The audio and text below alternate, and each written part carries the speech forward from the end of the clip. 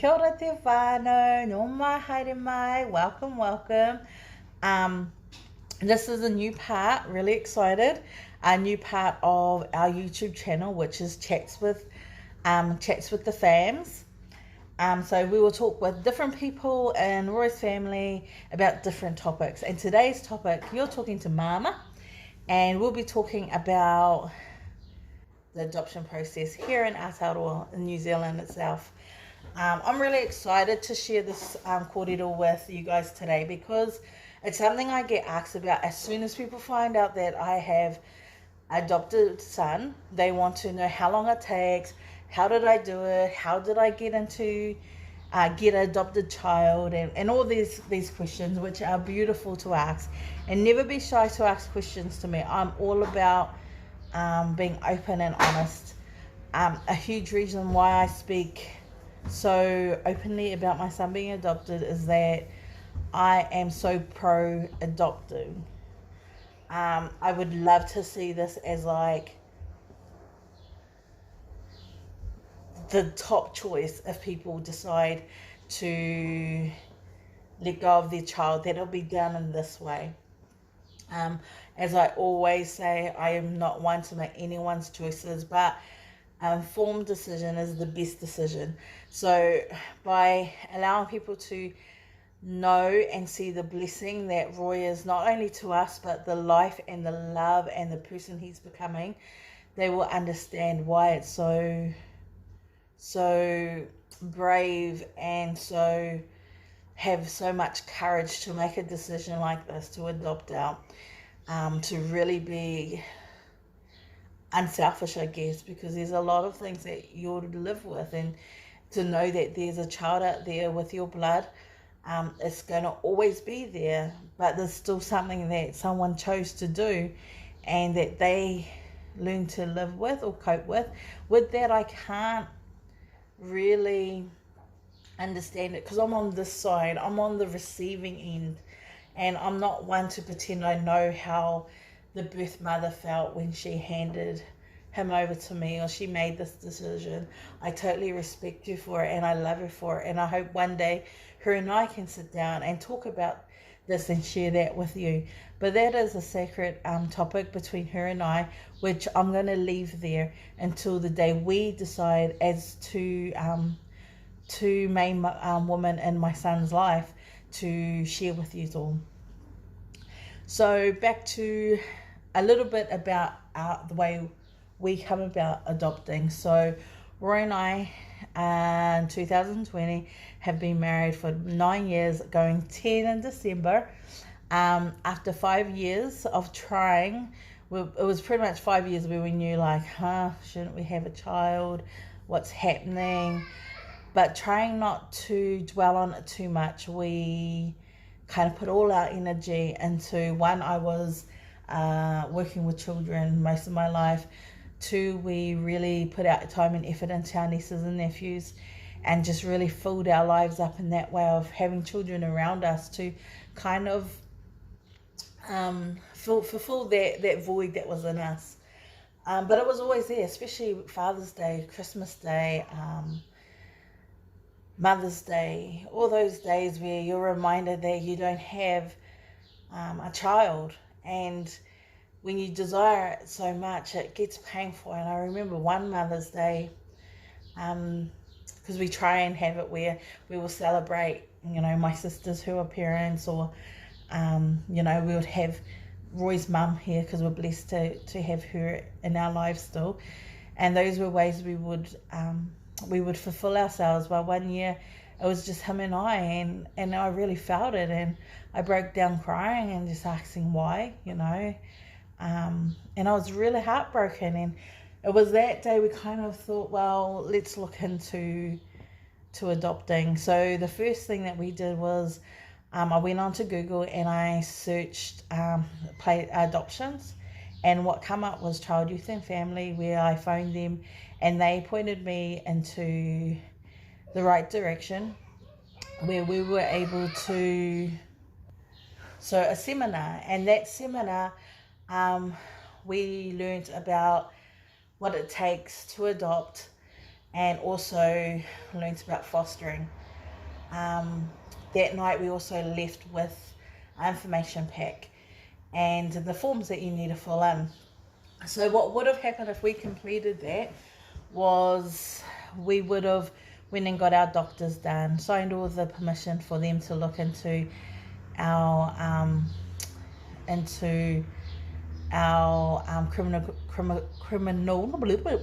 criminal records and all that kind of stuff.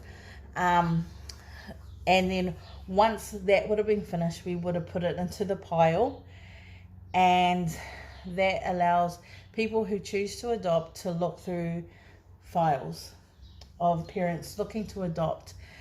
But we didn't. We stopped that because we were actually offered a child from Roy's birthland of Tonga, and we decided to do it that way. Without going too strongly on that story, it didn't take place, and the adoption fell through after her birth, and it just wasn't right. And though it hurt at that time, my heart was broken. I had fallen in love with this little precious girl. I know that it all happened for a reason. So within about 6 to 8 months, we got a phone call from a dear friend of mine offering us the opportunity to become the parents to her unborn child. I was naughty because normally I talk about everything with my husband, but I said yes to her before I actually had talked to my husband. He was just in the other room, but I knew I had to get off the phone and chat with him. And I went out and I said, Roy, we've just been offered this opportunity. What do you think? And he was worried. He was still quite hurt after the last experience, and he wasn't sure if he was ready to go through a disappointment again. And I just looked into his eyes and I just said that,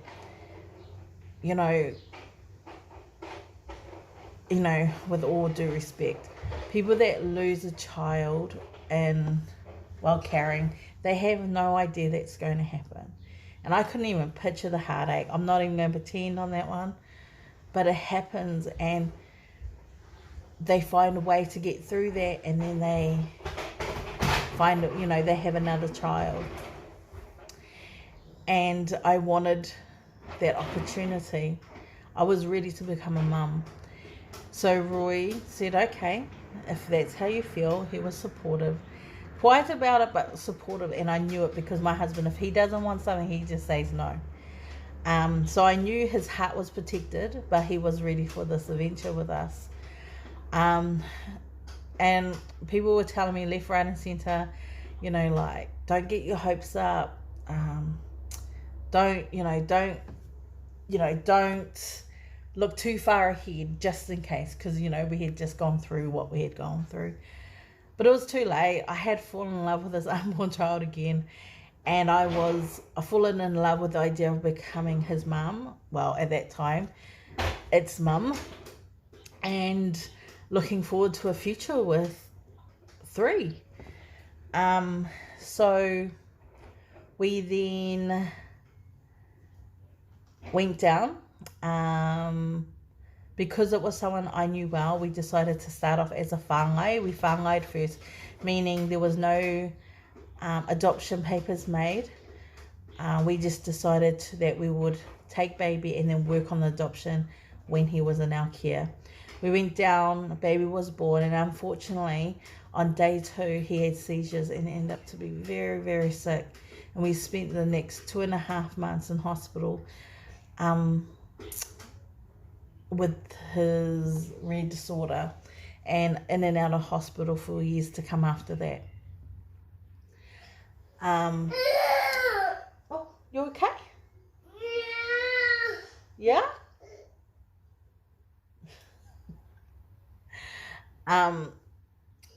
So when we finally started the process, it went like this. We went to the lawyers. Well, first we had to find a lawyer. That's probably one of the most important thing I will say that you need to prepare well, to prepare and look well for is a lawyer. A lawyer, when you're asking around, make sure you ask, do they specialize or have they done adoptions before? Because if you get the wrong one and they haven't done adoptions, they'll go right around and it could take you a lot longer. So just be open about it, ask them about it. I was lucky enough on the third phone call I made, they actually recommended someone who they knew had worked many times with adoptions. So that worked out perfectly. So we found the right lawyer, family lawyer, and we went in to see her. So this is Roy. He's having his dinner on the floor of his lawyer's office. I shared this photo just to give you an idea that, don't feel scared or nervous about talking to the lawyer. I did, but after meeting them, knowing why we're there, it really opened my eyes that we are there and they are there to provide us a service, and they're amazing. So don't be scared. It was quite straightforward. If you do as we did, if we found baby first, especially because he was unwell, you would actually apply for parenting and guardianship. I'll have all those links in the links below. But when you go to your lawyer, they will talk to you and you will tell them your story. She will then put an affidavit together and she will apply to the courts for the adoption. Now, in the first court hearing you'll attend to, they will then ask for a social worker to come out from Child, Youth and Family, and that's where you will do the paperwork that I spoke about if you were to go on the waiting list. And you will need to go and get your doctor's certificate signed. You'll need to go and get some tests done. They will ask for you to sign so they can do checks on you. They will also have you do a financial report on you, where you work, and you also need references. 2 references, a family reference and a colleague or someone that you know reference. And then so they will come out, they'll do that all with you in your home. They'll come and visit 3 times within 3 to 6 months, and if they support that, then they will say we can see a beautiful relationship, the home is safe, the people are safe, and we support this adoption. Now, when it comes to family adoption, it's pretty much they're going to support you as long as it's safe, as long as you have the means to look after a child. But they need to do this legally. And then you'll go back in once they write that report. The report will go to court, and the courts will read over it, and they will make a decision. You'll have either a short interim custody, which means it's a pre-adoption where they're going to just be monitoring you, but it's pretty much straight after you will become full-time adopted parents, or you will get full, like Roy and I, we got full adoption of Roy Rains on that day. So this was the second court hearing. This is when we gained full custody of Roy Komavai. It was a day we'll never forget, and our support people. So we went to 2 court hearings, and he was then officially made ours. One of the questions that were asked in the hundreds of emails I got was, where does the name change happen? With the lawyers. The lawyers will get all that information and put in the affidavit. So once the adoption, the court hearing has been confirmed, and the hammer goes down and it's been called that he or she is adopted into your care, within a couple of weeks you can apply for the new birth certificate.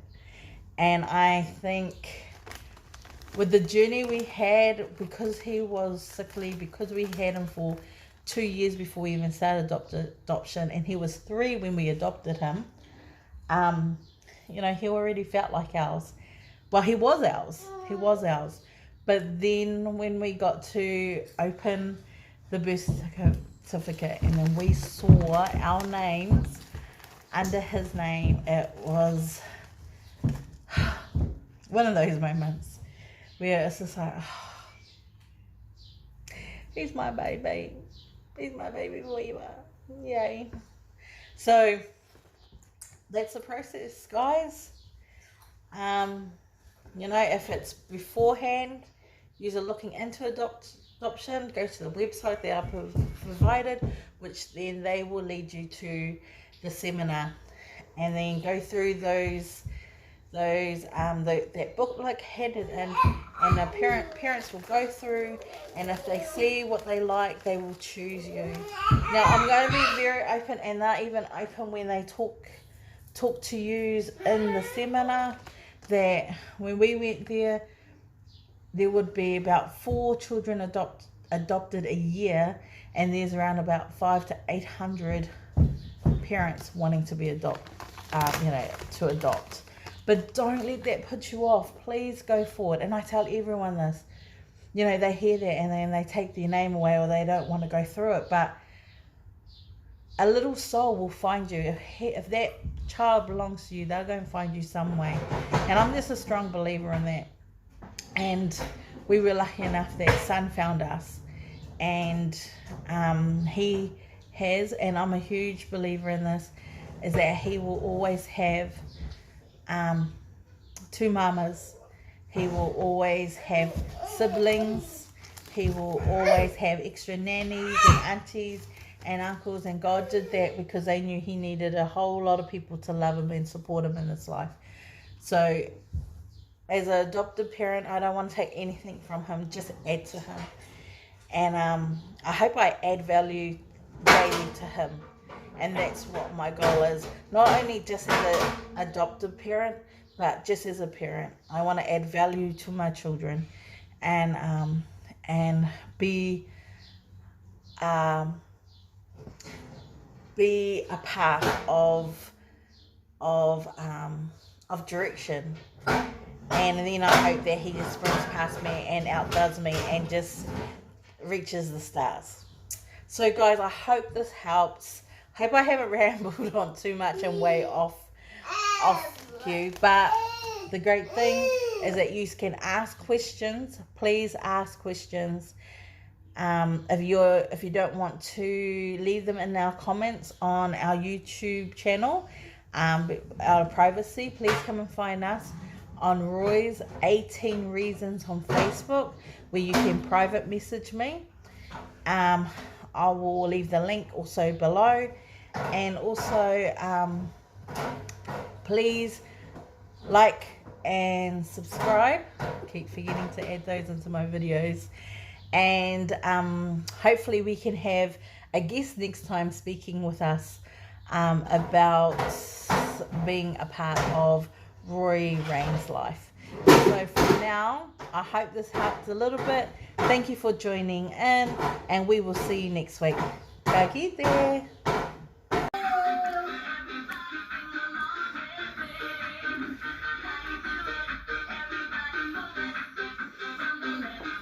Jump.